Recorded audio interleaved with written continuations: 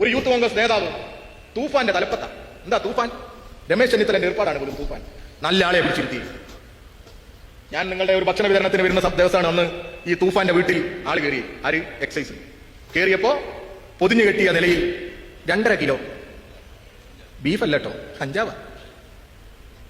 അപ്പുറത്തോടങ്ങി ഓടിയുന്ന വാർത്ത അല്ലേ? തൂഫാൻ പരിപാടിക്ക് നേതൃത്വം കൊടുക്കുന്ന ആഭ്യന്തരമന്ത്രിയുടെ സ്റ്റാഫിൽ വീട്ടിൽ നിന്ന് കഞ്ചാവ് പിടിച്ച ഒരാളെ സ്റ്റാഫാക്കി. പച്ചക്കള്ളല്ലേ പ്രചരിപ്പിച്ചത്?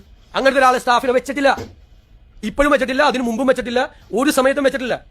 ഞാനും ആഭ്യന്തരമന്ത്രിയും കൂടി ഇരുന്ന് ചിരിക്കുക. കാരണം അദ്ദേഹം തരുന്ന പ്രപ്പോസൽ ഞാൻ അപ്രൂവ് ചെയ്ത് കൊടുത്തിട്ടാണ് അദ്ദേഹത്തിന്റെ സ്റ്റാഫ്. എന്തൊരു ബർക്കത്തുള്ളൊരു മോനാ ഇതുപോലെ ഇല്ലാത്ത കഥകൾ പറഞ്ഞിട്ട്. ഇത് നിങ്ങൾ ആരാണ് ഈ ചവിട്ടി തേക്കാൻ വേണ്ടിയിട്ട് പോകുന്നത്? നിങ്ങളെ കയ്യിൽ നിന്ന് പോവാണ്. നിങ്ങൾ കളിച്ച് 35 സീറ്റിൽ നിങ്ങൾ എത്തിച്ച്. ഇനി നിങ്ങൾക്ക് എങ്ങോട്ടാ? കുറെ ജയരാജന്മാരുണ്ട്, കുറെ പോലെ നിങ്ങളെ പോലത്തെ കൊൽക്കാർ. നിങ്ങളൊക്കെ ഒന്ന് മാറി നിന്നാൽ തന്നെ ഈ പാർട്ടി നന്നാവും. ഉള്ള കാര്യം പറയാലോ. നിങ്ങളിപ്പോൾ ഈ ചെയ്യുന്ന മണ്ടത്തരങ്ങൾ ഉണ്ടല്ലോ, ഇത് കുറച്ച് കഴിയുമ്പോൾ ഇവരെ ഈ UDFന്റെ അടിപൊളി ഭരണമൊക്കെ നിൽക്കും. നിങ്ങൾ പേടിക്കല്ലേ, ഒരു കുറച്ച് ടൈം കൊടുക്കും. ഒരു 1 year ആകുമ്പോൾ തന്നെ ഇവരെ പരിപാടിയൊക്കെ നിൽക്കും, പലതും നിൽക്കും. അങ്ങനെ നിൽക്കും. നമ്മൾക്ക് ഫണ്ട് വരലൊക്കെ കുറയും. അപ്പോൾ നിൽക്കുന്ന സമയത്ത് നമുക്ക് പ്രതികരിക്കാം. ഇപ്പം നിങ്ങൾ ഈ പ്രതികരിക്കുന്നത് നിങ്ങൾ ചെയ്യുന്ന വലിയ മണ്ടത്തര. 35ന്റെ താഴെ പോവേ.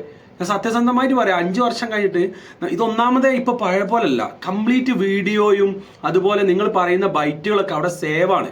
അതിനി എത്ര കാലം കഴിഞ്ഞാലും അതിൻ്റെ ഒരു ലിങ്ക് അങ്ങ് ഷെയർ ചെയ്യേണ്ട കാര്യമുള്ളൂ. ഇത് വൈറലാകാൻ വലിയ പണിയൊന്നുമില്ല. പണ്ടുള്ള പല വീഡിയോസും പല പാട്ടുകളൊക്കെ ഇന്ന് വൈറലാണ്.